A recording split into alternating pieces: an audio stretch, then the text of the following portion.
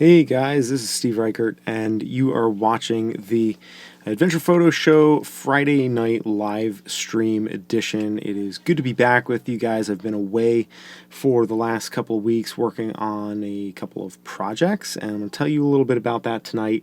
But the main thing that I really want to focus on discussing in this particular live stream is vintage lenses and how I have been using them recently with the Micro Four Thirds system from Panasonic and also the Fuji X system as well, because I think there are some really great applications for vintage lenses for these two systems. And everything that I'm trying to do in this show, whether it's the vlogs that I put out or these live streams, it's really focused on adventure photography, the adventure of photography, such as it is, and also the adventures that are within photography, and also the adventures externally that we take take with our camera, and bringing our camera along into interesting environments. And really the whole point of all of that is a fancy way of saying fun with a camera. King Yuzi, namaste to you as well, sir. So glad to have you here. The first person to say that they miss me, and that they miss this live stream, because I've been, as I mentioned, off of the air for the last couple weeks traveling, and it is good to be back. So one of the things that I have come to the realization of as I have been away, and even for a time before that as well, is really just the importance of having fun with a camera, and how important it is to not take oneself and one's work too seriously. And ironically, I believe that this is an important component of getting better at photography and making better photographs. Hello, Mario Crespi. Queen of San Joaquin, glad to have you guys here. Thank you so much for checking in.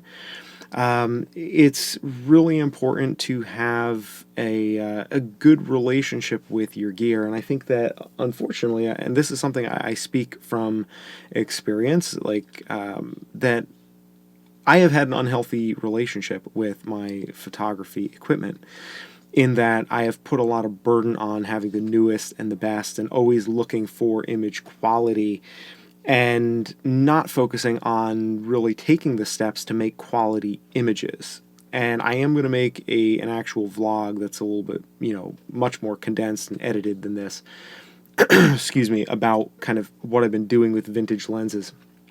But I wanted to just be able to riff on this topic with you guys a little bit, because if you go to my Twitter profile, I have pinned a handful of images there, and I'm at Living Vertical on Twitter, also on Instagram and on Facebook, and you can see my work on all those pages. But I put a sample of images that I shot using the X Pro 1 from Fuji, old camera, $300. I picked this up on eBay, with a handful of lenses that range anywhere from like $70 to $100. A couple of old Nikon mount lenses that I adapted with a cheap speed booster, the Pixco speed boosters. And I know a lot of people want Metabones, but Pixco has worked really well for me, and I don't get any benefit by telling you that, because they're not on Amazon. I find them on eBay. They're manufactured in China, and they are super good. And of course, they don't have all these lenses are manual focus. And so one of the things I've gotten so many questions recently, where people are like, I'm thinking about buying this camera or this camera. What do you think I should get? And I find myself, the more I have spent time and money investing into different camera systems and goofing around with it, and then getting out of those systems and selling the stuff because it wasn't what I needed or what I wanted, what I've come to realize is that really the most important thing is having a system that is fun to use. And again, I can say this glibly as an amateur. As a professional, yeah, it might be a little bit different, but as an amateur, you need to have something that's going to make you want to go out and take pictures, and it's going to make you want to go out and craft images and tell stories. And what I have found is that the most fun that I have had with my cameras has come from times when I am using the cheapest body, which this X Pro 1 from 2012 cost me $300 on eBay. And again, this lens was like a $75 lens adapted to this camera. So I've had a tremendous amount of fun using it. And for a combination that costs well under $500, I can go and buy lenses at yard sales. I can buy them on eBay. And the nice thing is that you don't know exactly how the lens is going to perform. And so you don't have expectations in your mind. You don't go into it saying, oh, this is how this is going to look. This is how this is going to work because I saw it on Flickr, or I saw it on, the Northrops, or Angry Photographer or whomever. You don't go into it with expectations. And I think that when you're looking at a good way to use stuff for your camera system, I think having fewer expectations can oftentimes be really, really important. And vintage lenses come with a lot more question marks built in, and so it makes it naturally something that you can be more playful with, that you can enjoy more, and of course it's way more cheap. And yeah, King Yuzi says, I get nervous when using expensive lenses, might scratch or something, and there's a lot less stress. 100% agree. I was actually taking some pictures of my wife. We were sitting outside talking today, and I was just like picked up this camera and I started clicking away a little bit, and she's like, is that a film camera? Like, she couldn't tell and she knows about like photography. She's actually one of the ones who got me into photography, but she's kind of fallen out of it recently. And she couldn't tell that this X Pro 1 with this old horribly, I mean, you can see this thing is, get an idea of how this lens is. It's an old Vivitar 35mm lens with the phone number and the name of the guy who sold it to me. I'm assuming the guy on eBay who sold it to me.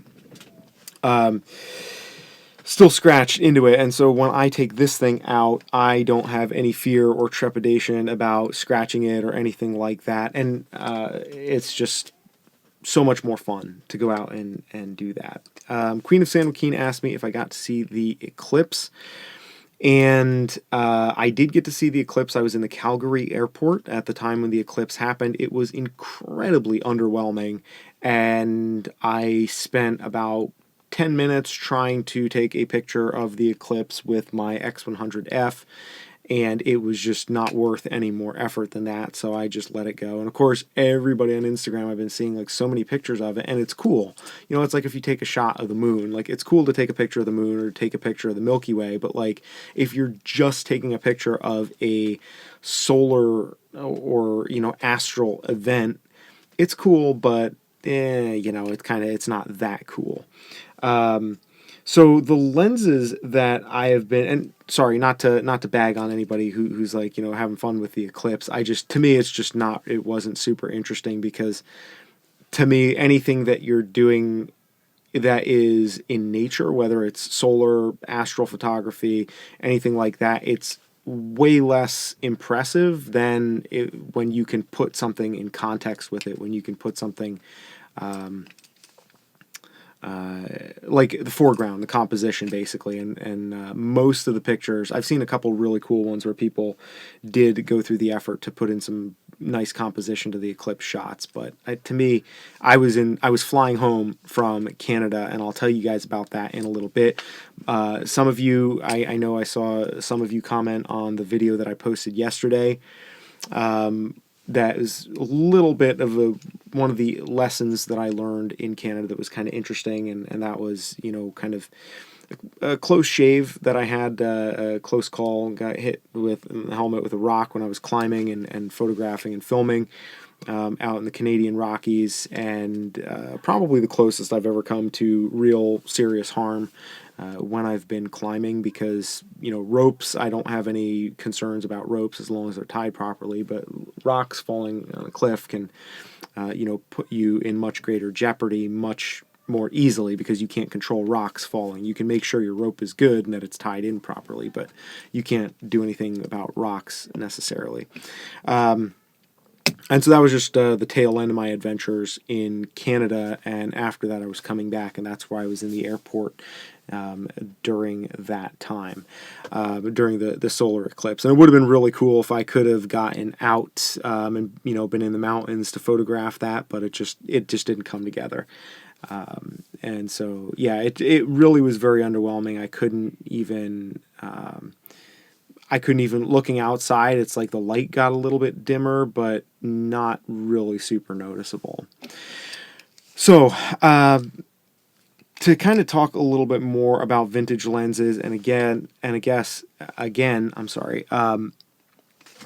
And I was just going to say, Mario Crespi just asked a very interesting question, and I'm going to answer that. If you guys have questions, just throw them out there, as, whether or not it's related to this. I'm just kind of riffing a little bit on the vintage lenses and some of the stuff. And again, I would urge you to check out the shots that I've posted and that I will continue to post on my Twitter. I posted I just finished editing all the shots from a couple of days of climbing. And those are on my Instagram, and those are going to be going out as I have kind of a series that I'm going to be telling the story of some of the climbs that I was doing. But great time climbing and shooting up there, and I've been trying to work on more narrative content. There's a couple of short films and documentary projects that I'm working on, so I'm hoping to kind of get away from the talking head vlog stuff. I mean, I'm going to have to be doing some of that because I'm going to be starting school next week. And so it's going to be interesting to see how all of that impacts the, impacts my production schedule. My guess is that I will probably be cutting down my produced videos to 1 a week and maybe increasing my live streams to 2 a week, because it's a lot easier for me to hop on and chat with you guys for an hour rather than to take 4 to 8 hours that it takes sometimes to edit a vlog. So I'm going to have to adjust, and you guys can let me know what you think and give me that feedback. A couple of things Mario Crespi asks or mentioned, that it would be great if we could buy vintage lenses from someone we know and trust about it, like me. I got to tell you, Mario, these lenses are, especially, so the Pentax, the M42, the screw mount lenses, you can get the speed boosters for the Fuji. That's actually what I have right now on the GH5. It's you can't really see it super clearly, and using my phone for a camera. So there's a speed booster with a 24 millimeter Pentax Takumar lens. It's 24 millimeter, which is a 35 millimeter field of view with the speed booster on the Micro Four Thirds sensor. And one of the recommendations I would say is, if you can buy stuff off of Japan, from Japan. Typically, my experience is that, the sellers in Japan, a lot of times, they just generally, and I think it's a cultural thing, they take better care of their lenses. You can find vintage stuff that is in like really beautiful shape, like this, 24 millimeter Takumar lens. I mean, you can see there's not even any like brassing or wear on the paint. This thing, the ergonomics on this Pentax thing is just beautiful. The optics are fantastic.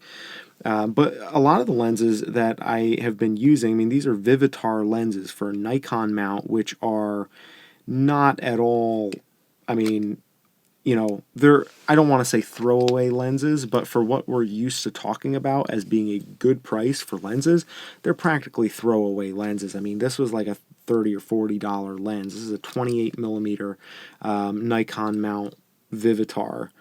And this is a 35 millimeter, which is a little more expensive. I think it was like $70.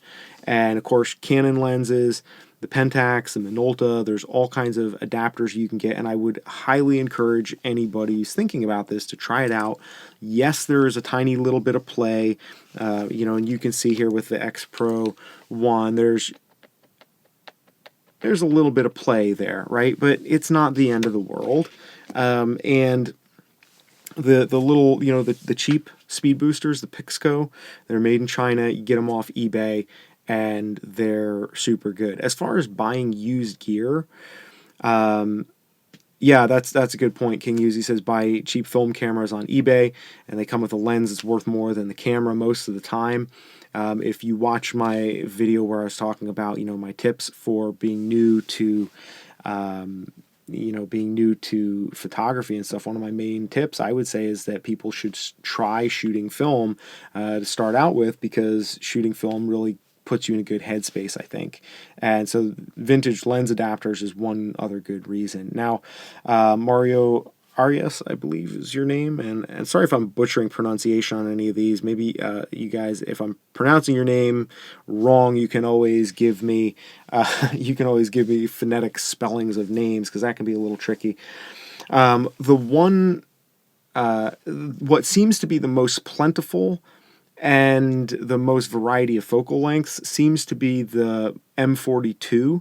The screw mount lenses, and somebody mentioned a little bit further up in the comments that some of these are radioactive. There are I believe a Russian lens they're the radioactive lenses. They're all over the place on eBay for very little money, but it's really cool to yeah, thank you, Jason. The thrift, that you were the one who mentioned that, and the thrift shops can be a good cheap source as yard sales. So my dad is always going to yard sales, and I'm always getting on his case because my dad is like, from the World War II generation, kind of a hoarder.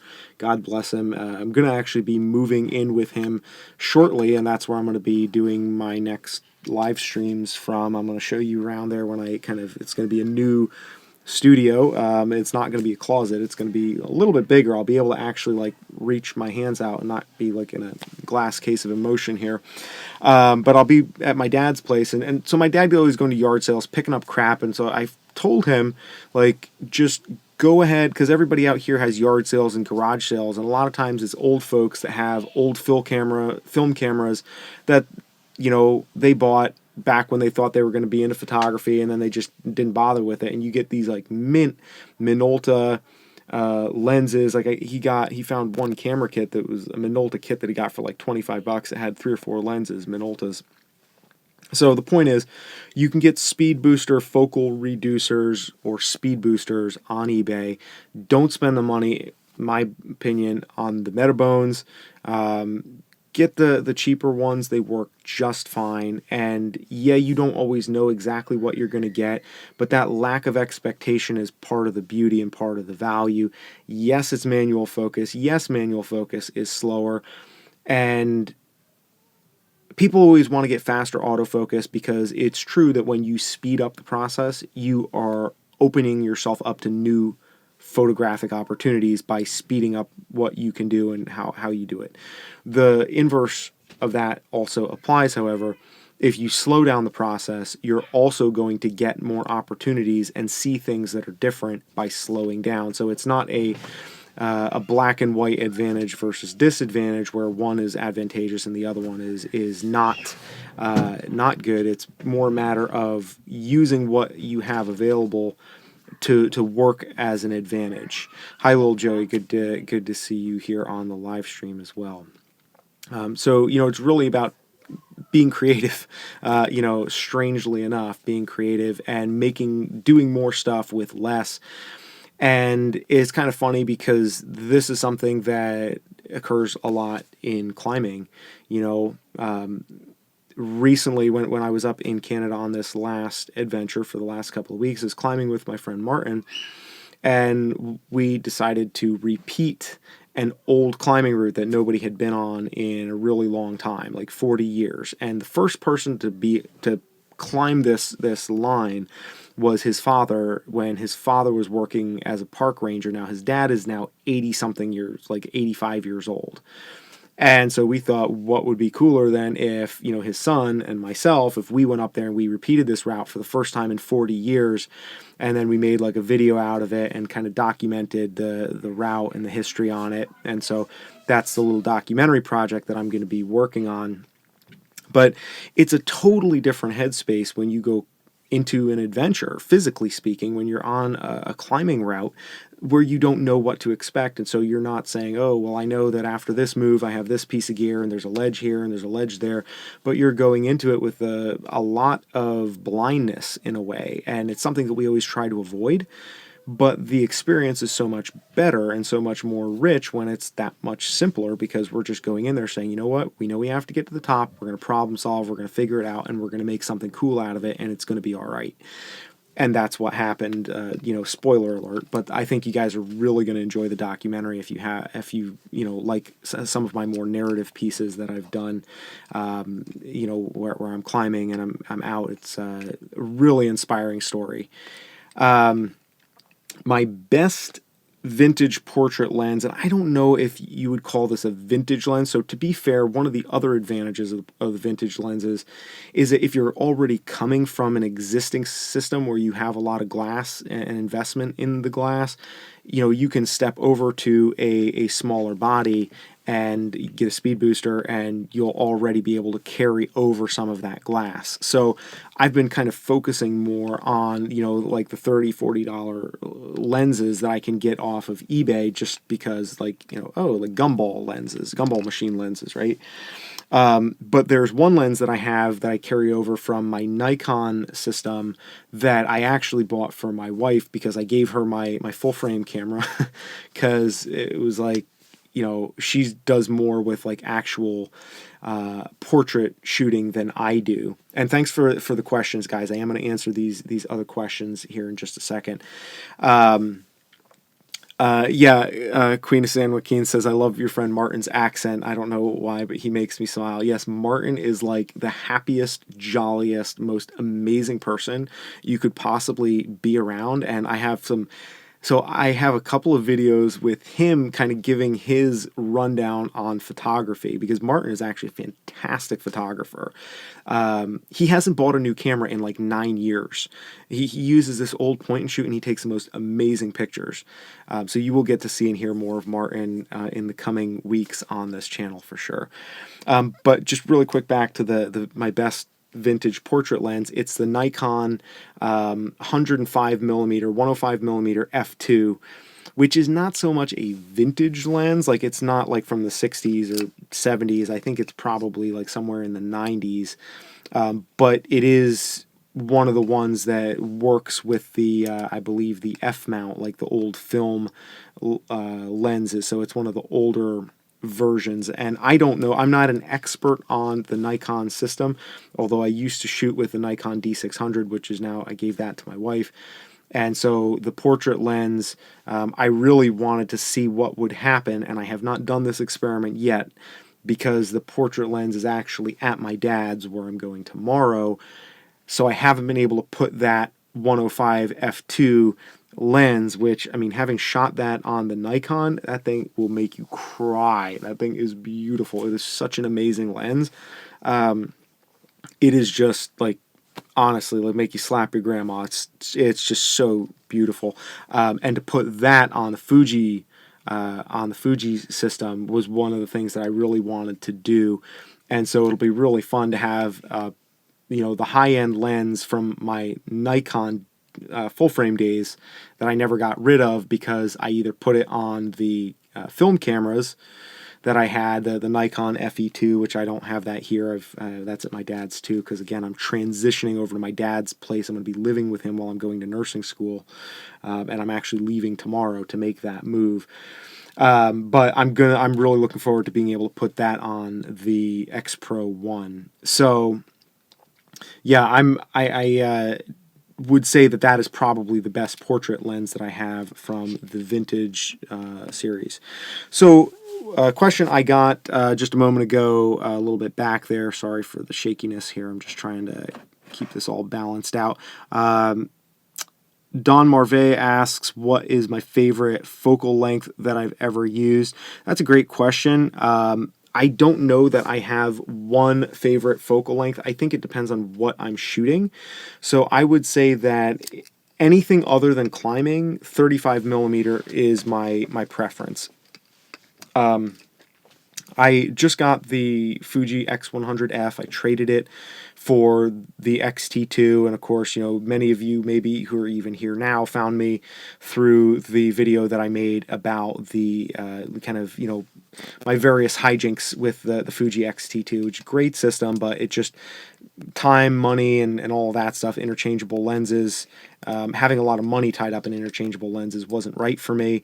So I traded the body for an X100F, and I sold the lenses because I needed money more than I needed a bunch of focal lengths. And I felt really, really good about having the X100F as 35 millimeter equivalent focal length. I love that. I love that focal length for shooting just about anything except climbing. For climbing, I really like having a 24 millimeter field of view, not any wider because then it gets a little bit distorted, but 24 millimeter field of view is amazing for climbing because it gives you enough room to work with, where 35 is kind of tight in that space. But for like street, portrait, any type of candid work, like just general shooting around, I almost always prefer the 35. Using a 24 when I'm not climbing, it kind of makes everything look a little bit, and again, this is just to my eye the way that I tend to see things and the way I tend to shoot. I have seen other people who do amazing job composing with a 24 millimeter field of view in a like a street or just more normal non-climbing setting. But I did a review, or I am working on a review for the X100F, where I take it climbing for a day up a huge route in the Canadian Rockies.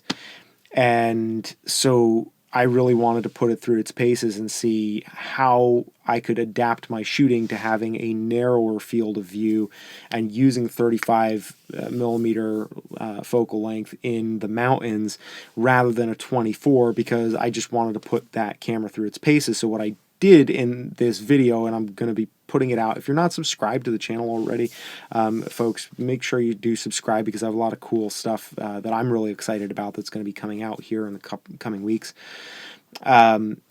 Basically what I did is I shot like the intro on the way to the climb, driving through the Canadian Rockies, like Banff National Park, super scenic stuff on the GH5, and then I basically leave the video at the car, and my goal is to tell the day's story through pictures using only the X100F. And then I kind of, at the end of the video, I'll come back, give you a little feedback and say, this is what I like, this is what I didn't like, kind of some feedback about the camera. And it was really interesting because using that 35 millimeter focal length, there definitely were some limitations when you're climbing, because you're fixed in on a rope. You can't necessarily move, reposition, recompose as well. So you rely more on having, being close to the person that you want to shoot, but still trying to show a wider level of context and different things that are out there and the scenery. And that was definitely challenging, but it was really cool because I got more some shots that were a little bit more closer, a little bit more personal, a little bit more detail-oriented, rather than the grand splendor of the mountains, which is typically what you see in most climbing photography, and typically what I would be aiming for as well with a wider lens. So 35 millimeter is, like, if I had to pick one lens for any situation, it would probably be 35. If I get to split the difference a little bit, I would say 35 for everything but climbing, 24 millimeter for climbing.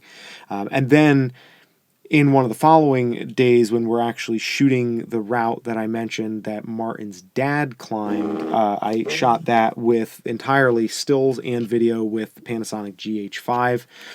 And if you look on my Twitter profile at the 4 or 5 pictures I have pinned there that I did with the the vintage lenses, one of those is like half of them are shot with the GH5 and half of them are shot with the Fuji. And I challenge anybody to figure out which is which. The GH5 really has been just blowing me away with its ability to create still images, even though I still get people who are like, I don't know about that Panasonic, the image quality just isn't there. And frankly, at the risk of sounding a little bit elitist, and I don't think it really is elitist, so I'm just going to say it, like, if you want to make better pictures, a lot of times the problem is that you got to point your camera at something that's interesting in order to make interesting pictures.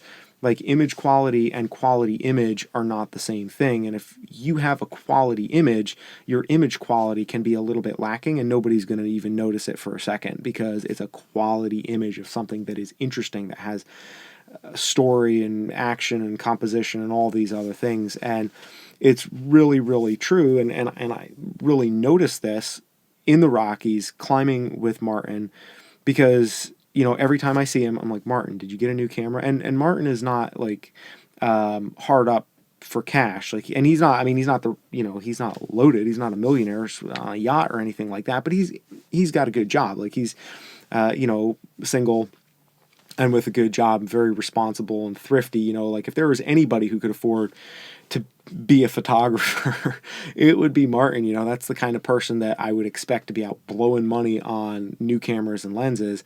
He has one camera. It's a Lumix point and shoot. I forget what it's called. I'd never even heard of it and he bought it like eight or 9 years ago, and he hasn't bought a new camera since. And his composition and his photography, it is beautiful. Like when I look at his pictures, like the good pictures, like his keepers, I'm always just like, how in the world do you take these shots? I'm like, dude, what is your secret? You know, like what, and I am making a video about that too. That's another kind of preview, something that a really interesting conversation. Like I said, Martin, look, you got to give me because Martin's not like no aspirations of professional photography. I mean, like give you the shirt off his back, nicest guy in the world, and not, you know, trying to get ahead business wise or anything. And I'm like, you know, how is it that you use a point and shoot camera from like a decade ago and you take better pictures than people who have all the money in the latest and greatest stuff? And he's like, well, like you just got to point your camera at better stuff. And it's so simple, but it's so true. And, you know, to a certain extent, I know that that's an oversimplification that doesn't work for every kind of photography. And there is a need for image quality, and I'm not trying to oversimplify this. But for the majority of people who are in the same kind of sphere that I am in as now an amateur, which I'm proud to be in, for most of us, really, if we're not having fun, then you're doing it wrong. You're missing the boat. You know, like have fun with your gear. And I get an email or two a day now, which I enjoy. Like I enjoy counseling people on gear. But for almost everybody that writes me an email and is like, what camera should I get? I want to do this, I want to do that, and I can't really make up my mind. I want a little bit of everything. I'm like, the answer to your question, almost without having to read the full email, the answer to your question is a Panasonic G85. Go out and get that, and get some vintage lenses, and go have a blast for like $1,000. Go for it, and you're going to have tons of fun. Oh, but the image quality isn't there. It's not that good, blah, blah, blah. Like, you know what? Not true. Not true at all. I mean, even with the GH5, like I was taking night photographs at like really high ISO. And again, it's a little bit grainy, you know, like, but it's not bad. It's not ugly. It's not unusable. It's not something where it's like, ooh, delete, throw away. You know, the camera's like, you can't buy a bad camera now. So, you know, it's the pressure or the onus is upon us to go out and have fun with our cameras and not have a bunch of expectations. And that can be really hard to do because I think most of the time, I know speaking for myself, having learned this the hard way, I have always bought camera gear with expectations where I'm saying I'm buying this piece of gear because I expect it to enable me to do this thing or that thing, rather than saying, hey, you know, I don't really know what this thing is going to do, but this should be fun. Let's go take it out for a spin and see what happens.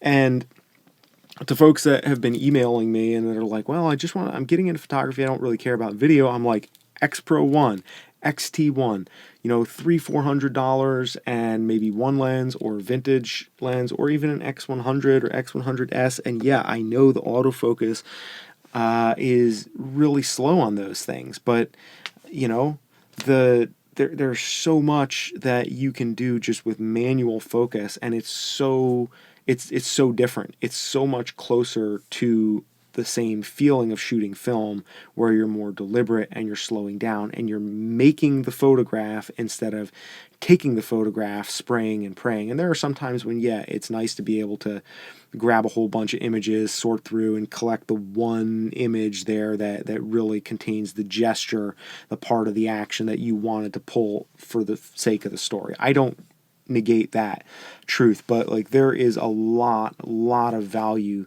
with old lenses, cheap cameras, and going out and having fun with them, because a lot of times when you reach a plateau, I know that this has been the case for me with climbing and like physical training and like a variety of different things, which right now I'm not in peak condition by any stretch in either of those things. I mean, I'm not wasting away, and I'm not, I've been in better shape at various points in my life, and I'm looking forward to spending more time outside. Sorry, sidetracked. Happens to me a lot.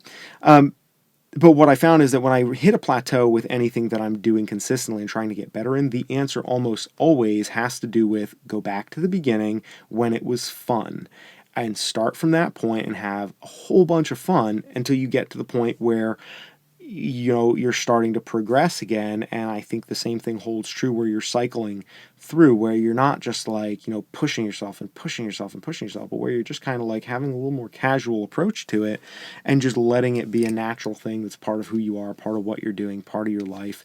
And again, this is not small or light, but frankly, this is, I don't feel scared climbing around with this thing. I actually did ding up my the lens on my GH5. I had a cover on it, but at one point I was going up like a chimney, like two parallel sides of rock, and I had the camera kind of slung underneath here on the strap, and I kind of did a little turn in the chimney, and the lens, the ND filter, the variable ND filter, cheap ass $20 ND filter off Amazon, and didn't hurt the image quality. You couldn't see it, but it scared me when I heard a crunch sound when I kind of twisted and the camera rubbed against the wall. But that was something that I was very conscious about, I was very scared about. But if I were to take this camera and just do stills, which I may do at some point, Martin Corona. Nice to see, Martin. I don't believe I've seen you here before. Yeah, nothing like the freedom of using cheaper insured gear. King Uzi says, some of my best photos were taken on my old Galaxy S2 with the lens I made and glued to the camera. That is awesome. Would love to hear more about that. Mario Arias says, Tanya Hooperman's shark photos were incredible using the Micro Four Thirds camera. There are a number of pros that are shooting with Micro Four Thirds. And again, if you look on my Instagram, the whole series that I did on Instagram about like a month back about logging, that whole logging series was all shot on the GH5. And I think I had some stuff. I've had some stuff in between there, even more recently, some climbing stuff when I was out in California before I just went to Canada. It was all part of the same trip. I was California first, then Canada. That's why I haven't been doing live streams for the last 2 weeks, because I haven't had Wi-Fi. I shot a bunch of stuff there as well, stills on the GH5. And I have to say that there may be some individuals who are shooting very specific things that they would have a problem getting the images that they need with Micro Four Thirds. But for most people, I would say 90% of the people who feel like, I'm afraid to go with Micro Four Thirds because the image quality is just not there, most of those people are misguided. They're inaccurate. There are a handful of people who know enough to know I need to shoot full frame, period. Or I need to shoot APS-C at the smallest, period, because that's the type of photography I do. But those aren't people that are asking for advice. Those are people who have been doing enough photography for long enough to have specialized deeply enough to know this is what my specialty requires. If I'm shooting astrophotography, hell no, I'm not taking the GH5 for that. It's just not meant for that. Frankly, I wouldn't take the Fuji for that either. I would be, if I'm doing astrophotography as like the main thing that I'm doing, I'm going to want a full frame camera with a fast lens, and that's that, probably a Nikon or maybe a Sony. But the good news is that like I've been shooting with the X100F, I've been shooting like Milky Way star shots. I just posted one yesterday. I think the last photo that I have on my Instagram is my last shot from California, which was a night sky shot that like we were driving out of the mountains, and I hadn't seen, like I've been kind of out of climbing out of the mountains for a while, and I was like, dude, look at all the stars. Let's just stop here. I want to see if I can take a picture. Hopped out, X100F, balanced it on the trunk of my friend Andre's, his car, and, just took a couple long exposure shots with it wide open. Now, of course, mind you, people are telling me, oh, you got rid of the XT2. Like the XT2 with the 35mm equivalent lens is way sharper wide open than the X100F wide open. And that's terrible. You can't use that. and I'm shooting star shots, and like I pull these shots up later on the computer, and I'm looking at them, and it's like you can see individual pine needles, and people are like, oh, it's not sharp enough. You know, it's like, yeah, maybe if I was going to put it up on a billboard or something like that, I probably would want a different lens or a different system. But honestly, like to post something like that on Instagram, it's beautiful. It's a beautiful shot, and it's beautiful memory that if I had to get out a big camera with a big lens and tripod and go through all that stuff, I wouldn't have anything. You know, I would have far fewer photos. So, you know, it's all in the eye of the beholder, and I think that a lot of times, you know, I'm just ranting a little bit, but I think that it's super important to remember you know, take everything with a grain of salt is really my point. Martin Corona has been following my channel silently. Awesome. I love meeting you guys on these live streams. That's why I do them, or part of why I do them. It's just super fun. I'm thankful for all of you guys that take the time to follow this channel, because nobody deserves an audience, and I've been blessed with a lot of really awesome people that follow and interact here, so thank you all. Queen of Sandom Keen says, some of the vloggers I've been watching that use 4K cameras, the footage looks really weird, like too in focus. Ah, okay. I think what you're referring to is over sharpening. It can, yeah, sometimes that is a matter of lighting. Sometimes it's a matter of, I mean, and again, there's a diminishing return on sharpness, whether it's photos or video specifically. And video is another area where, just to kind of beat the drum for the vintage lenses, video, you know, in still photography, if a photo isn't sharp, you know, that's like that's like the kiss of death for a lens or for a camera. If somebody's like, it's, you know, it's really not that sharp. It's like whatever else you could say that's great about the lens, the price, the size, the, you know, the micro contrast, like the colors, all of that stuff. Nobody wants to hear anything about it. It's like, if it's not sharp as a tack, if that doesn't precede whatever else you have to say about the lens, people are like, throw it out, off with his head. Nobody wants to hear about it.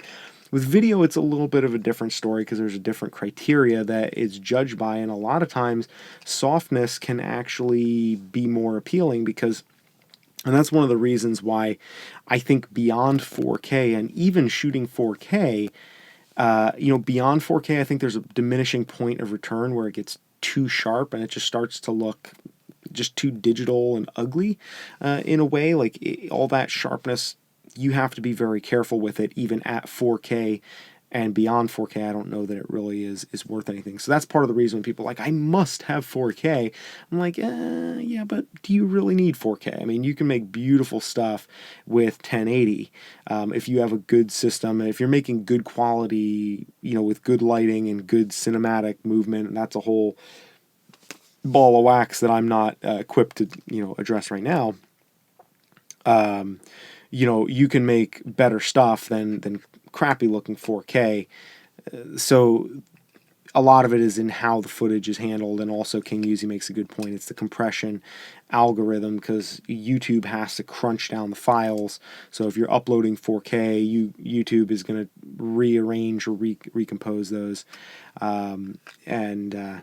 So yeah, but there are pros and cons there again with 4K. Personally, I like shooting 4K just to see, you know, how much I can get out of it, kind of getting for the workflow. But there's definitely, you know, for the people watching it, I don't necessarily know. I don't, you know, some people like feel like future proofing, they have to have everything in 4K. I don't know that that's necessarily true, because I think for 4K to really be valuable, it's ultimately probably going to require a different compression algorithm to make the 4K look less crappy. So until that happens, I feel like the 4K at this point may not even be, you know, it may not even be worth it. Yeah, some people, Queen of Sandom King says, I heard you should only upload in the highest quality because otherwise some people can't watch it. Oh, you shouldn't upload in the highest quality because some people can't watch it. I'm not sure about that. I know a lot of people don't have 4K. I know on YouTube you can select other, there are other default settings for the quality. And Jason R says, I've still got 1080 TVs, not sure when we'll upgrade. And yeah, most of the people don't have 4K TVs. I think you're in the meaty part of the curve there, Jason. I know I don't have 4K displays for anything. Mario Crespi says, maybe we measure sharpness in lenses because we do not know how to qualify the other factors. I, for one, need to learn about micro contrast, etc. And there are definitely some really good folks out there on YouTube that can tell you more about kind of things like micro contrast and other qualities of the lenses. For me, I just like the different effects is what I would call it. Most of what I've been shooting my video on recently on the GH5, I've been shooting with an old Nikon 24 millimeter lens, which is 35 millimeter field of view, 35 equivalent on the GH5, and it's got beautiful flares. It's a little bit soft, but soft in a good way. It's really, I like it a lot. Now I have yet to use the it's the same focal length, but the Takumar lens, and I think this is going to be like, I just love the way this lens feels. This 24 millimeter Takumar Pentax lens. I'm going to try that too because it's just got beautiful ergonomics. Like, it's solid, but it's not heavy, and it's just like there's real smooth focus ring, and it's got just enough resistance to where it's amazing. I'm a sucker for ergonomics when it comes to cameras and lenses, personally, and the vintage lenses, a lot of them do have that, which is kind of cool. But if you look at the video I posted like a couple weeks ago, I think it's called Your Camera Doesn't Matter. That vlog was shot 100% on the Nikon 24 millimeter f2.8. So it's kind of an older Nikon lens. And if you look especially at some of the night shots where I'm filming my friend at night with his headlamp, there's just some really cool, and in the morning, there's some really beautiful lens flares that come in there, and that's, I believe, because of the imperfections in the glass that create those flares that are really beautiful and very appealing from a video side. Flares in still images, maybe not so much, but the way I like to look at it is lenses have different personalities, and a lot of times we are always looking for, one way of putting it in a different context, and I don't mean to offend anybody here, I'm not trying to be crass, but we always, in looking for a partner, right, you look for the physical characteristics of like a Ken doll or a Barbie doll type of that stereotypical, like that's kind of the way I view sharpness in a lens. Like, yeah, it looks good, but is that really the most attractive thing?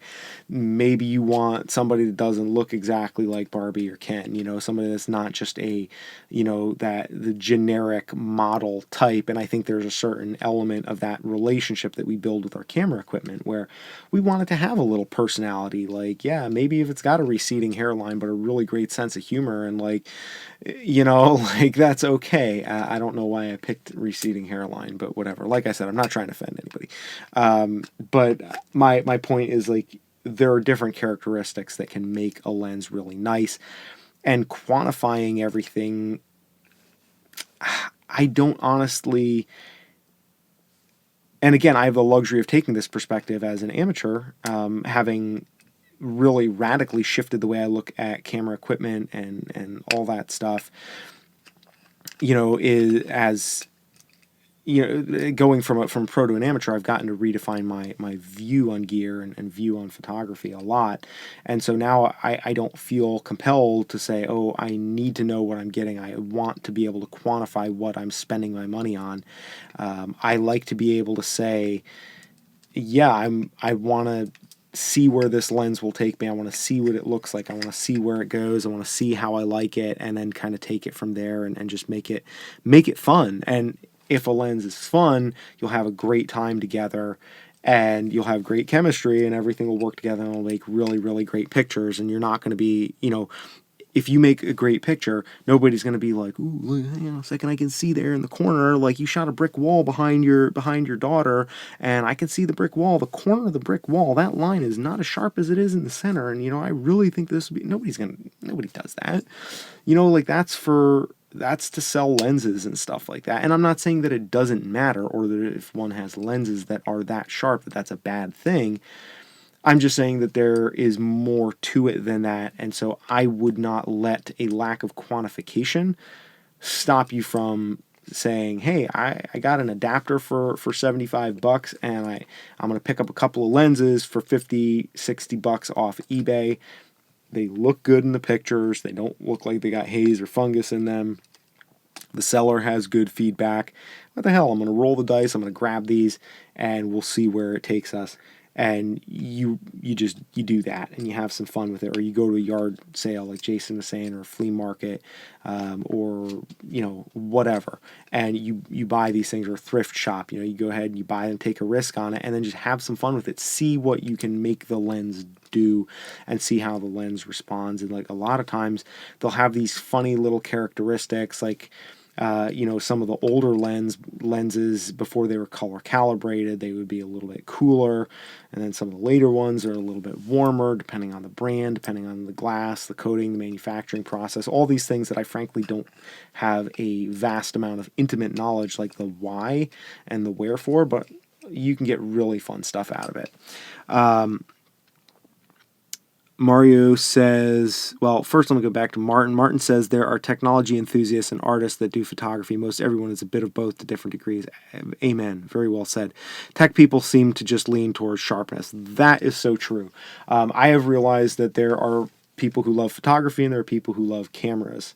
And it's kind of a different way of saying what you just said there, Martin. Totally agree. And I really am, like you said, I am a little bit of both, because I get really excited about cameras. Looking at like the new Olympus OMD Mark III, I have zero interest in buying it, but I'm like looking at the specs. It looks pretty cool, and I think there's a certain element of a little bit of both. But at the same time, I think that. Yeah, there is a little bit of both. I think what I am trying to I go back and forth between the two. I try to go back and forth between the two, and I guess encourage people more towards the artistry side, but from a technical standpoint. So it's like I am still kind of in between the artistry and the technicality side, but I'm trying to, push myself or lean myself in the direction of artistry and just making stuff with the best that I can versus the technical side, because I think that there is the opportunity to make really, really good technical stuff if you just put a little bit of effort and creativity into using older, cheaper gear. A lot of that, it's a matter of skill, and what we want is we want to buy something that enables us to immediately produce better work, instead of buying something that maybe leaves us with an extra $1,000 to go and take a trip somewhere and point our camera at something that is more spectacular in and of itself, and that generates better photos, and that teaches us more skill and forces us to slow down. It's like, I think the process is really, really important. And I think there is, and Mario Crespi makes a good point and says, if I can find the comment here, so I think specs and features matter when you're in the buying process. After that, just enjoy your gear and the opportunities you have for shopping. And Mario also said, in my opinion, technicality is the best tool artists have. Now, I would love to debate that. But first of all, the first point you make, Mario, about the buying process, I agree to a point. I think that if you are buying into a system, knowing what your system is technically capable of, there is some value in that. But ultimately, no tool is going to be better than the person using it. And, if you have, like, and King Yuzi says that I would say creativity is the best tool that we have over technicality. And I believe that it's something in between creativity and grit, like, stick-to-itiveness, like, I don't want to say desperation, but being hungry. being hungry as an artist is really important. Like having that drive, that ambition to just go and make something and not worry about the technical stuff, that gets us so much further. And so what happens is that type of creativity or drive comes from a place of limitation. Passion, thank you. Yes, a very good word. Passion comes from a place of limitation. It comes from a place of sparing, not from a place of plenty. And what happens is that so many people go immediately to a place of excess, and from a technical side, and this is just my opinion, because I have done this myself many, many times. So I'm not saying this in judgment, I'm saying this in hindsight. You go to a place of plenty, a place of excess, and then you're kind of flopping around and you can't like actually, I mean, it's like with a newborn baby. If you've ever seen a newborn baby, they like to be swaddled. You have to wrap them super tight in the little swaddling blanket. You pack them in there tight like a little burrito, and it's kind of scary. My brother-in-law and sister-in-law just had a newborn, and he's like scared to really swaddle his little girl, and I was too when my daughter was little. But like after a little bit, you start to realize that if you wrap it gently and you have a lot of room to move around in there, the baby's not happy. They're not going to feel secure. They're not going to get that growth the way that they need it. And it's, I think, a lot the same way creativity.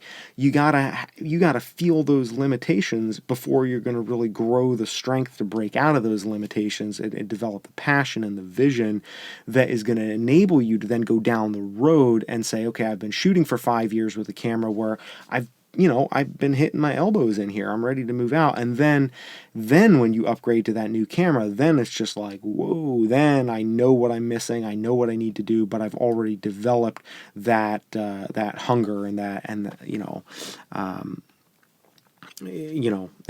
passion, the creativity. That's my take on it. And that's part of the reason why I try to always steer people towards the G85, because most of the time the G85, if you want to be able to do a little bit of everything but not do any one thing with no limitations, it's not like a specialty camera, but it's a good general camera.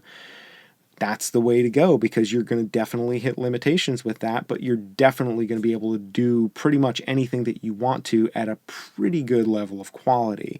And if you want to be excellent, well, then take the time to get to know what you need to be excellent, and then you'll grow from there and you'll learn really important stuff along the way. But I mean, this is all just fun stuff to debate, right? Everybody does have their own style and their opinion for sure. Queen of San Joaquin says you have to be able to use what you have to make something great. 100% agreed. And again, for me as an adventure photographer, which primarily my passion is adventure photography, so much of adventure literally relies on making something out of nothing and like working with what you have and kind of cobbling stuff together for your own survival. And so, form follows function in that way that, the photography, I think that's shaped a lot of my view on photography, is shooting in the mountains and in environments like that. Martin Corona says, everyone always uses the example of Ansel Adams by pointing out the beautiful images he made with the camera he had. I don't think they think about the care he must have taken in selecting his tools. That's very true. Ansel Adams was also very financially independent. His family, he was today we would call him a trustafarian. His parents supported him, which is the reason why he was able to invest in what at the time were very good tools, the best. He wasn't intentionally punching below his weight limit. He was getting good stuff, and I'm sure he did take a lot of care with it. And it's funny, there's a quote by, I think, Edward Weston about how, and it's from like the 1930s or something, where he's talking about, oh man, these cameras, these photographers, all they do is they care about their gear and blah, blah, blah, and they have, they need to stop worrying about gear and just go out there and take pictures. It's kind of the same rant that I'm on now, however many decades later. So I think the whole thing of gear acquisition syndrome, or GAS, I think that is a pretty ubiquitous thing that's always been with us from the beginning of time, and certainly the beginning of photography. Mario Crespi says, I agree, the creativity is the best tool, except that it is not something I can buy. I have to work on it, and it takes time and passion, as you say. Passion, in my opinion, is a must. I have the passion, unfortunately not the eye, and I am working on it. And to that, I say, number one, bravo, because work is hard. Like, a lot of people stop doing stuff when they realize that they can't buy the skill that it takes to do it. And photography, like for all the good shots that I have, or the ones that I like, that I post on Instagram, I have many, many, many, many shots that I do not like and that are just awful. And even the ones that I like and post on Instagram, probably like 5% of those shots, maybe even 1% of those are like actually good photographs, not just ones that I'm kind of attached to and that, are lit halfway decent. So it's a process, and I think that it's important to love the process of getting better, and go out there and make a lot of photographs and spend time looking at good photographs and buying good photos and spending time on Flickr and surrounding yourself with interesting composition and simplifying stuff. Because if you can simplify to copy stuff, one of the ways that I started out, and I still do this a lot of times, is I look at things and I say, there's one thing about this photo that I want to try to replicate.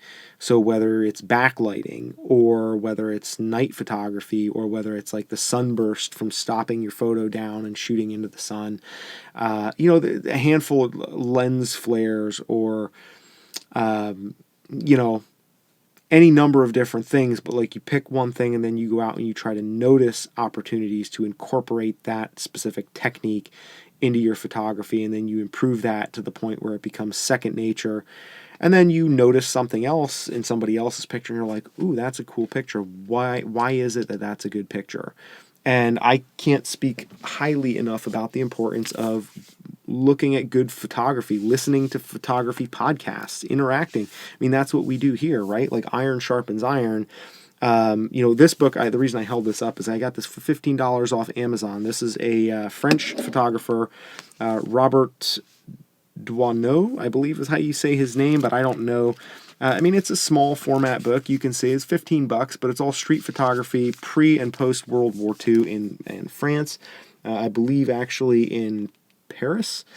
And, little photo books like that, I learned about it watching the Photo Podcast Network, PPN, on iTunes. If you listen to some of their podcasts, Scott Bourne, who's a pro bird photographer who shoots Micro Four Thirds, he's an Olympus visionary, I believe they call it, and then his co-host Marco LaRousse is a Fuji street photographer from Fuji and Leica.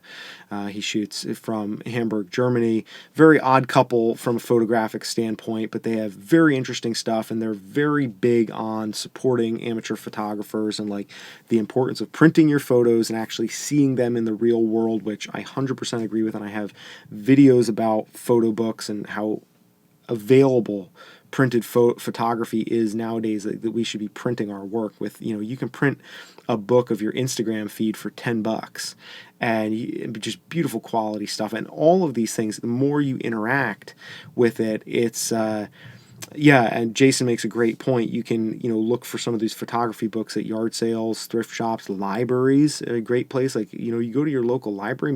If you find a good book there, you could probably, I know some of the local libraries, like they sell off just tons of their books every year because nobody's going to the library anymore. Like everybody, like the libraries are dying off. And so if you go in there and, kind of say, hey,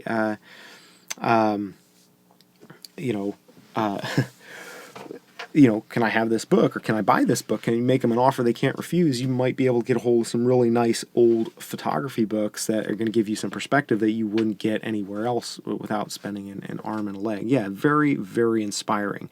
And even like, participating in live streams like this and this community, iron sharpens iron, and like we help inspire and inform each other. And that's one of the reasons. And, moving forward, I want to keep trying to build this and take, ideas and try to make this stuff better.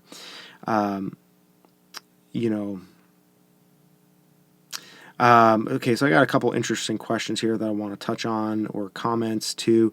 King Yuzi says, I'm not that adventurous. My strength is in enhancing photos I've taken in post to bring them to the next level. Sometimes they need hardly any Lightroom work, but I enjoy changing the feel of the photo.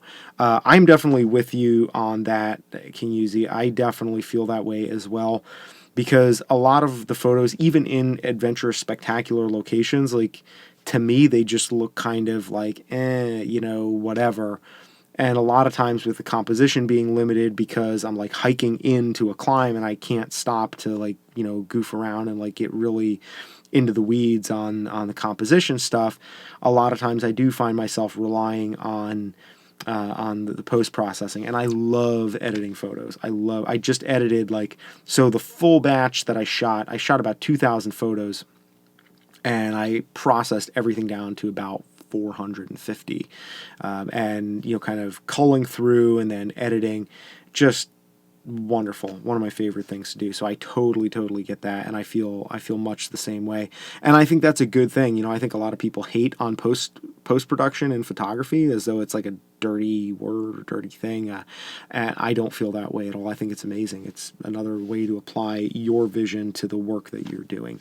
Don Marve, I believe I'm saying, or I hope I'm saying your name properly. I just heard you say Leica. What's your opinion on them, such as price point, feel, etc.?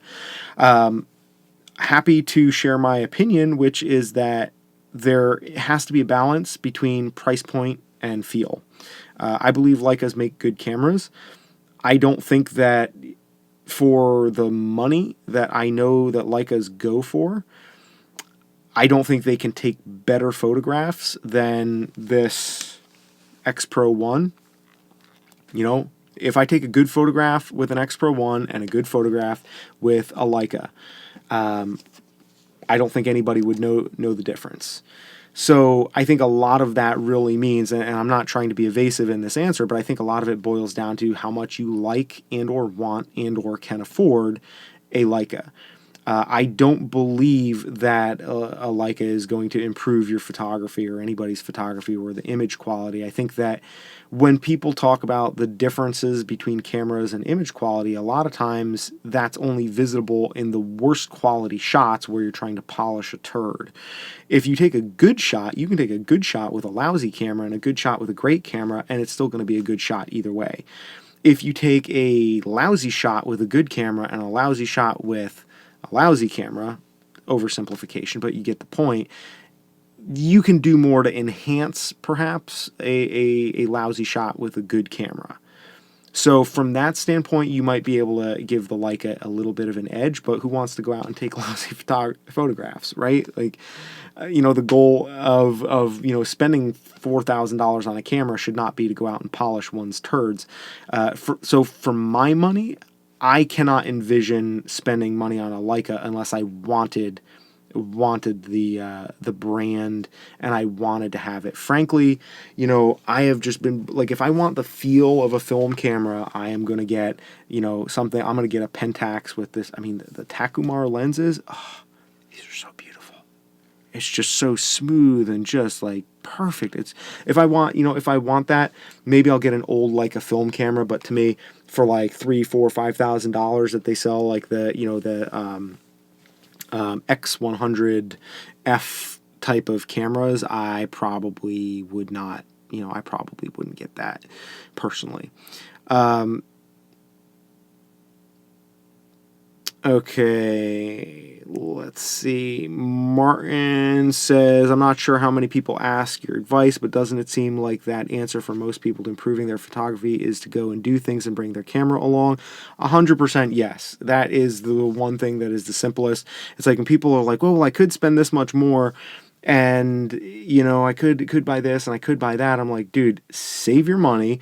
Don't buy the, and you know, some people get a little bit hot under the collar with me because like I don't recommend the XT2 to most people, because most people who are asking me, like, if you need to ask somebody for advice about what camera should I buy, that means that you're probably in a stage of your photographic development, no pun intended, where you should not be buying a flagship, because the time that it's going to take you to learn how to use that camera, they're going to be 2 generations ahead in the bodies by the time you've come to use that, and you could have learned all those basics in a much simpler, much less costly camera that would have left you with much more budget for things like data and memory cards and, like, you know, Photoshop subscriptions and carrying cases and lenses and like all these other little things that we always forget about, right? That will actually help enhance your gear. And if you have all of those things, that extra $1,000 that you save by buying a used X Pro XT1 or X Pro 1 instead of the new XT2, which will make beautiful pictures the same way, all of that money you could spend to go somewhere for a weekend or take a couple of weekend trips with that. If you're fairly frugal, take like 4 or 5 weekend trips with $1,000 and point your camera at something that's really interesting and that inspires you. Because at the end of the day, if you dump all your money on a fancy body and then you're sitting at home and you're doing like, oh, I'm going to do a camera test here. I want to see how I take a picture of this, coffee mug in my kitchen and put it on Flickr. I mean, it's cool to see how much you can blow out the background, but at the end of the day, if it's not something that's really inspiring you, you're not putting yourself on a path to progress. And I think the progression is a really important thing where, like for me, I'm always going to be climbing, God willing, as long as I'm physically able to. I'm going to always be in the outdoors, fishing, climbing, hiking. That's always something I want and need as part of my life. And so a camera will always be with me as part of that progression. And so, for me, yeah, I think that you're 100% right. That's a big part of my answer as well. So yeah, some really good advice in here too. An older pro that I've gone photo walks with, he says people really should print some of their images. Jason, yes, 100% agreed with that. Printing is easier and more, I mean, like even with like the little tiny Fuji Instax printers, like print those things out for the love of Pete. I'm going to do a video here soon about data protection and my workflow. And one of the best ways to protect your data is to print your photos. Like you can get the free prints where they just do 4x5 prints for like $10 or like $8 shipping or something like that, and they send you 85 or 80 free prints every month. Like you can do that, and it's a cheap, easy way to back up your photos. If there's a fire, maybe you don't remember to grab all your hard drives, but like all your photos in a bag, you just pick that thing up and you go with yourself, and you don't have to worry about it getting struck by lightning or data corruption or not being able to read it. Printing your photos is so important, and it's a whole nother angle of the hobby that I am just starting to get into. And frankly, once I have more money and like where I actually have a house that I can put photos on my walls a little bit more, I'm gonna get after that a little bit more. Queen of San Joaquin has some really great tips here for composition. Martin, try taking the same photo standing up, laying down, climbing up a tree. Change your perspective, change the dynamic of the photo. 100% agree, and that's all about, it puts the onus back on us, and it really relies on creativity.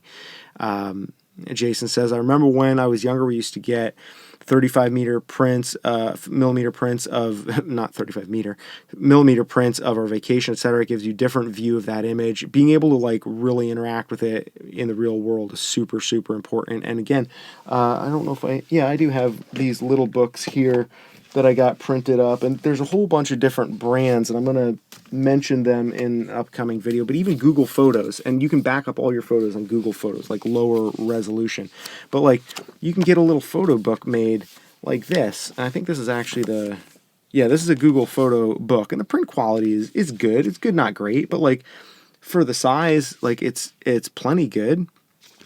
You get this for like $10 shipped to your door, and you can get, one of those every couple of months. Like who doesn't spend that much on Starbucks or, Tootsie Rolls or something that's equally frivolous that you could do without and just print some of your photos and have them in a nice format that you can use. Let's see, a couple other questions here and comments. Don says, actually I missed a comment from Don a little bit back. Thanks for answering the Leica question. Got the name right. Sweet. Also shoot X Pro 1, 18mm f2, 50mm lenses of choice. But I always like the Leica, and I totally get that. Leicas, I've owned a film Leica, and they are beautiful. Like I get the appeal. I'm not saying that I would never buy one or that I don't hate on them. It's just that for me, for the money, it doesn't make sense for me. But if I had the money, I'd probably answer that question differently. Don also continues, one reason I've been looking at Leica is for full frame. If Fuji offered a full frame I've been looking at the Leicas for full frame. For Fuji, I'd love to jump up to the GFX. However, Leica is actually cheaper in that circumstance, and I'm happy with the images from my X Pro 1. So Don, one of the things I would say is that if you're looking at getting a a full frame camera, or even more so like the GFX, the medium format camera, unless you're printing huge images, you're throwing your money away. Buying a medium format camera to do mostly digital stuff with, or even smallish, like up to 16 by 24, even, like, I mean, there are guys, the pros that I know, that are printing 16 by 24 with a micro four thirds, not even an APS-C size sensor. So like, and I know that and for certain types of things, I'm not saying, maybe your situation personally is different, but for most people, the medium format is just, and even the full frame, depending on the low light and the amount of processing that you need to do, there certainly can be an application for it. But for my money, I feel like the medium format is something that would be a luxury purchase if I were to go that way. Martin asks if I follow any other photographers on YouTube. Yes, I do, and I will name drop a little bit. These are the guys that I really enjoy watching. I really like Matt Day.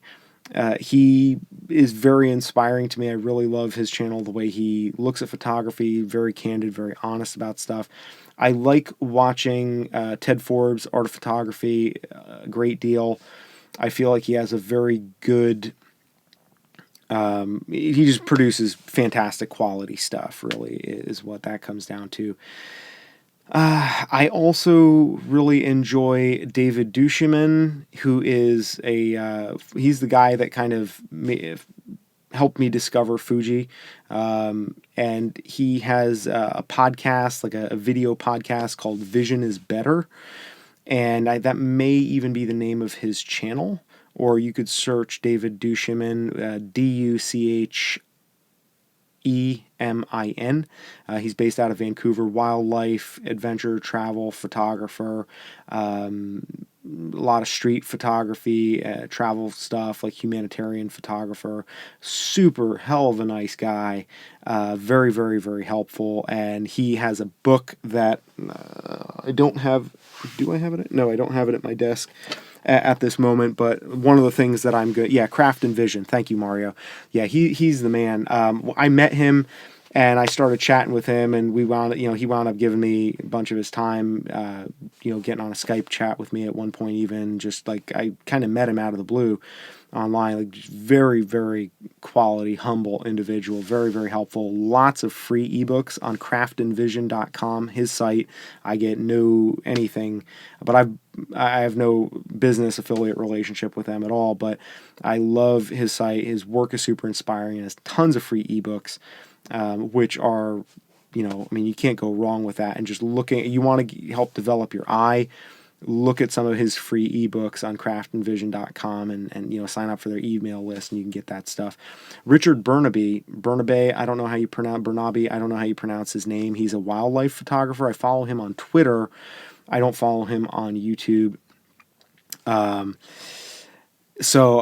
those are the main guys that I follow. I'm subscribed to a bunch of different other channels, like, Matt Widgery, John Free. I like John Free a lot. He's super entertaining, although his videos are all a little bit on the old side.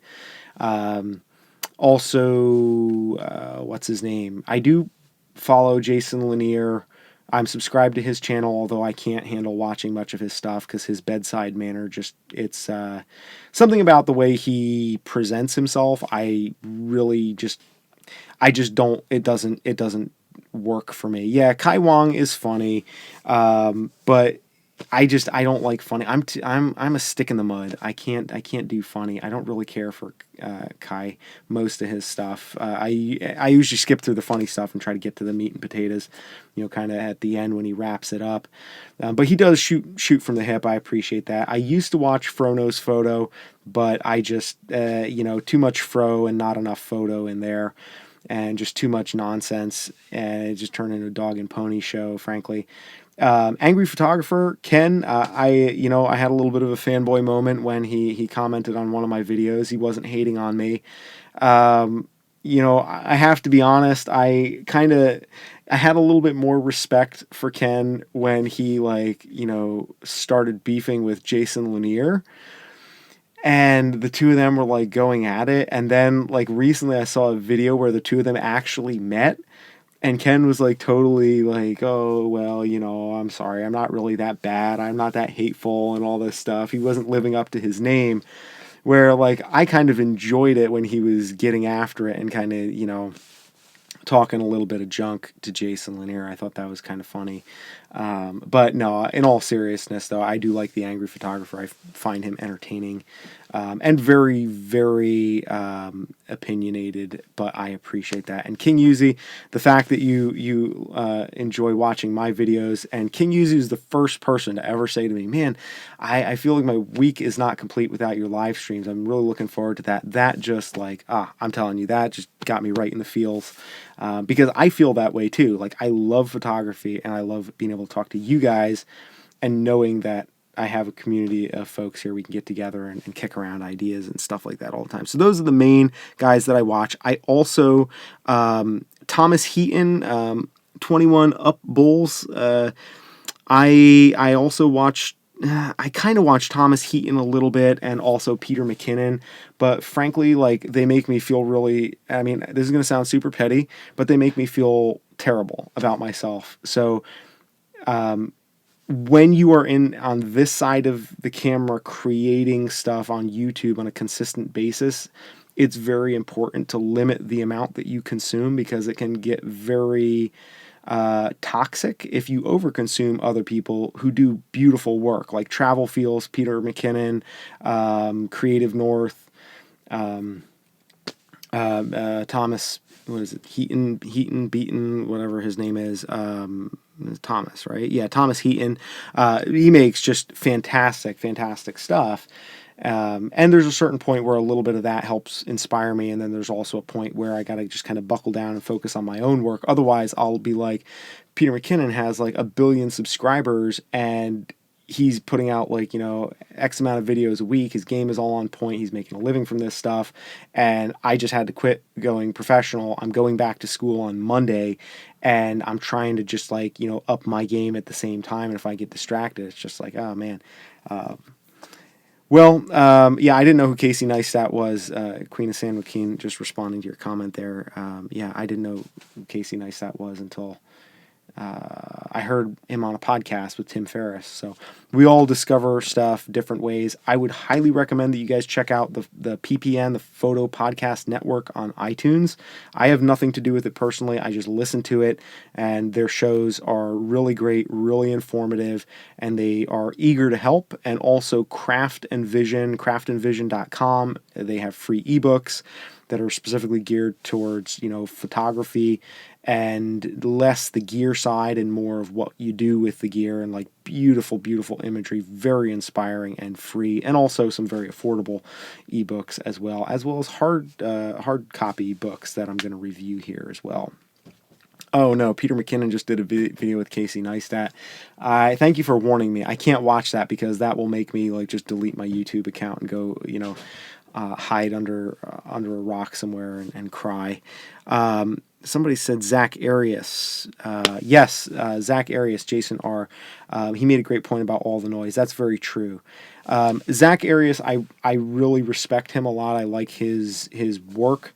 However, he is more geared towards professional photography, and that's the same thing too, I think, with Jason Lanier. Why I don't follow them nearly as closely. I'm subscribed to both of them, but I don't really go out of my way to watch their stuff, because they're more oriented towards coaching and instructing professionals, and having learned what that game is about and done that, and then subsequently hung it up. I'm trying to put my focus just different places with more of the kind of the entertainment and the community side of things, for other folks who, like myself, are into amateur photography. So it is now time that I need to start putting my daughter to bed, folks. So I will ask you very quickly. I will take rapid fire questions for the next couple of minutes. Thank you very much. Queen of San Joaquin says, congratulations on 5,000 subs. I am super honored to have that. Mario Crespi, your love for this channel, you guys, just Seriously, like I'm not just being glib. It really does. It means a huge amount to me because, like, the truth is, we have a really amazing opportunity to reach people. But thank you, Peter. Great to have you here as well. I was hoping you'd pop in. We have a really amazing opportunity to reach people with our work here on YouTube. Hello, Sammy. Thank you for subscribing. Good to hear from you.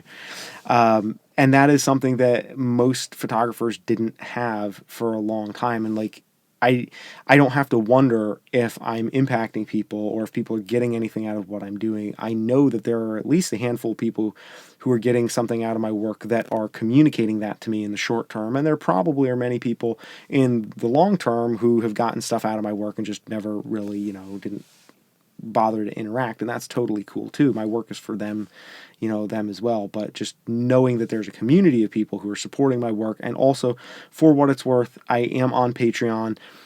Some of you can usually just back the latest effort that I'm doing there on Patreon, which is patreon.com/livingvertical.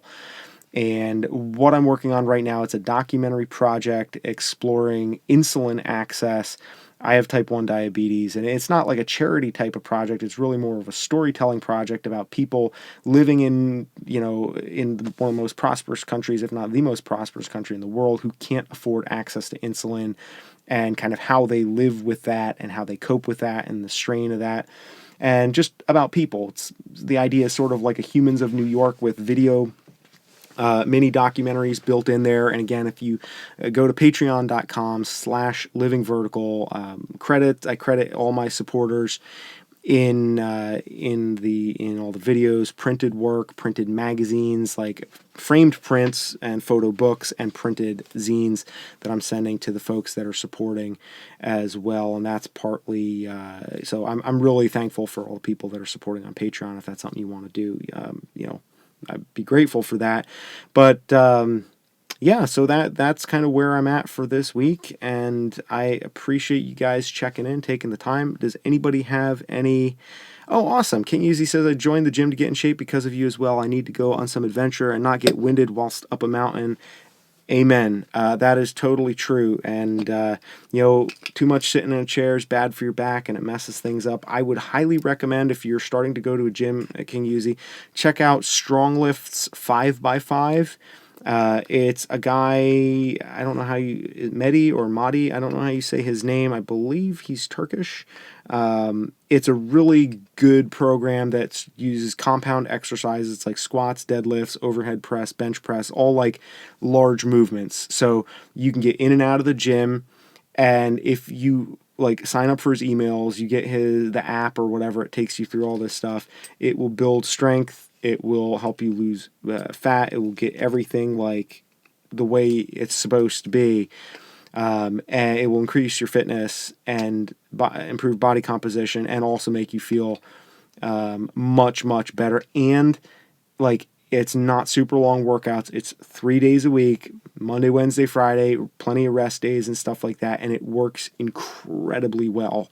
I only did it for like a month, and I saw noticeable results. And I hadn't even gotten anywhere close to like doing my body weight. I was just starting to make progress.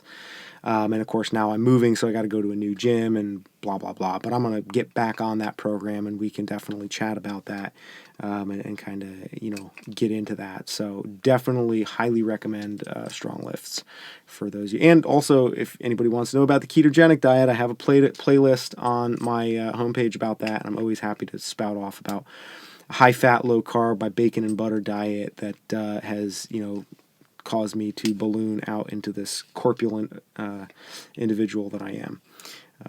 Kidding, of course, because my bacon and butter diet is what keeps me in shape, even though I spend too much time sitting at a desk. But that's a whole nother story for another time. Anyways, folks, if you have any questions, comments, make sure to leave them down below or throw them out here right now, and I will give you a rapid answer as much as I can. We do have an awesome group here. Good night, Mario. Thank you for being part of this group. Everybody here, if you got something out of this and there's somebody that you know that you could share this channel with, I always appreciate that good word out in the public. But yeah, you guys have a good weekend. And hopefully I'm going to be doing more live streams as I move forward in the coming weeks too. So hopefully I'd like to do it to like a twice a week type of thing, like maybe Wednesday, Friday, or Monday, Friday type of thing for the live streams, instead of just probably we'll figure it out. Anyways, you guys have a good weekend. Thank you so much for being here. Comments, questions, anything like that, just drop that below. And yeah, good night, guys. Thanks a lot.